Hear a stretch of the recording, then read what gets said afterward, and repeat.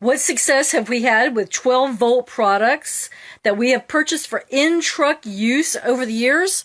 Hello, I'm Vicki Simons with TruckDriversMoneySavingTips.com, and tonight I'm going to be talking about the types of 12-volt products. Okay, this is an inverter. This is not a 12-volt product itself, but the type of product that has a 12-volt plug like this. Okay, this is designed to be an interactive broadcast, so if you join, please feel free to join in. I realize from the outset that not every professional truck driver is going to have the type of success, or shall I say failure, of these products that we have. There is a lot of variation, a lot of variables within the trucking community and within various truck setups, and we are aware of that, but I'm going to let you know what the experience that Mike and I have had. And to be honest with you, the success, or shall I say the failure, of the Pot and Pop 12-volt hot pot type products that we bought at truck stops to use when we first started out in trucking was so horrendous that we went through 8 of those things, and we referred to those as expensive to buy, cheaply made trucker junk. And what that was actually, that particular product was the whole reason why we got TruckDriversMoneySavingTips.com started in the first place. It was a rant. So, that being said, I'm going to go through our list, the ones that I can remember at least, and the ones that I've definitely got documented on our website. All right, besides the Pot and Pop, and like I said, we went through 8 of those. We were buying them in pairs because we wanted to be able to, say, heat up a meat product in one pot and then heat up a vegetable product in another pot. We didn't want to combine those, so we were buying them in pairs, and they kept burning out. Okay, we'd plug them in, they'd work for a period of time, and then they'd burn out. Now, to be honest with you, there was a period of time when we were very grateful to have the Pot and Pops in our truck, and one of those was when we got sidelined by a blizzard in the winter of 1993, and a lot of people around us were going without food. We at least had food in the truck, and we were able to use the Pot and Pops to be able to cook our food there during that storm. Of course, that was early on in our trucking career, so I don't recall if we had been up to our second set of those yet. But anyway, that being said, I don't recommend that Pot and Pop product at all, or anything that's even similar to it. I don't think that the Pot and Pop brand is available anymore. Okay, the other night I was talking about thermoelectric coolers. We went through 4 of those. Okay, they were priced at about $100 a piece at that time.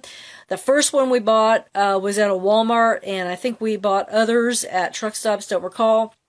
But anyway, on our thermoelectric coolers page, I talked about how we went through 4 of those. And eventually we went to the compact refrigerator, and I'll be talking about that on Savvy Saturday, this coming Saturday. Okay. Then Mike tried the 12-volt lunchbox type oven, and I think that may have been a Burton product, don't recall specifically. The Burton seemed to be a little bit better made than some of the others. It did work for Mike for a period of time. I was not with him when he used that product to the best of my knowledge.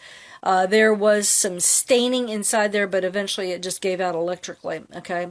And the tornado fan that Mike bought was a 12-volt product, and he plugged it into the 12-volt cigarette lighter type outlet that was in the cabinet behind the sleeper berth curtain. Okay, and as it turned out, for that particular situation, had a very interesting problem where it affected the electrical system on his dashboard. Okay, and you can read all about that on our website. It took him a long time to figure out what was going on with that, but every time that tornado fan was plugged into that particular outlet, and it could have been a shorted system in the truck there, but every time he plugged that thing in, it affected the electrical system on his dash. And this was one of those things where he was trying to keep comfortable in the truck during the summertime, and it was messing everything up. So anyway, that being said, our general overall, if you can figure it out, experience with 12-volt products that we have purchased mostly at truck stops that are 12-volt in nature has been horrible.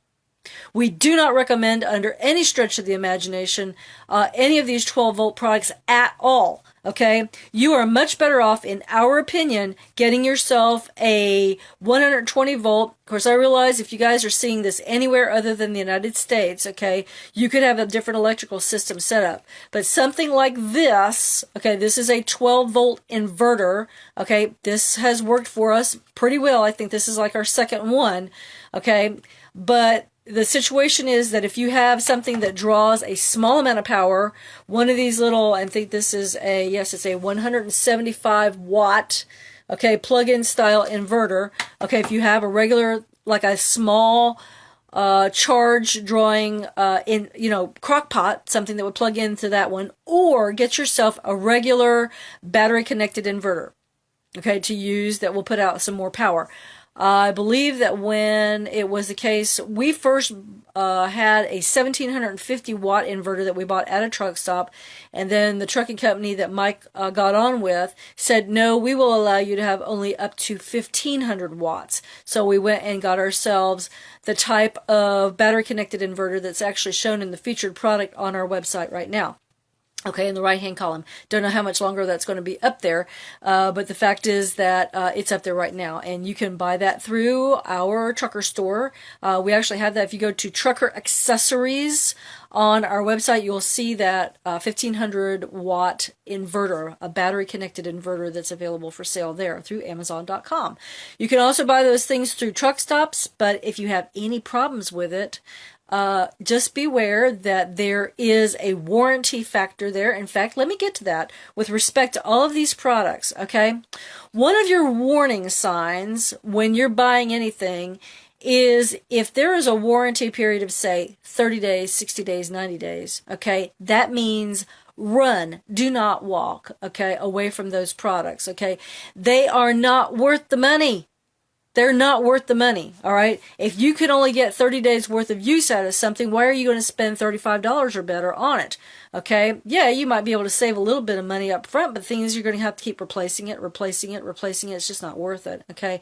It's much better to get a higher quality 120 volt product, okay, that you can use, even if you have to buy maybe 2 or 3 of these over the lifetime of whatever it is that you're using. Okay, and those are suggested longevity periods. Don't know, but the thing about it is we have used none of the 12 volt products successfully over the long haul. All right, so you're better off, in our opinion, getting a decent brand of something in a regular store and plugging it in. Now, if you're working for a trucking company that will not allow you to be able to have an inverter like this or a battery connected one, find out why. All right, it could be the case that the trucking company has had bad success with drivers burning out their batteries, in which case maybe they simply need to upgrade the way that they're doing batteries in their trucks, okay? Because what happens is that that power that's coming off of that inverter is coming from the batteries, yes, and it may eventually, okay, shorten the lifespan of those batteries.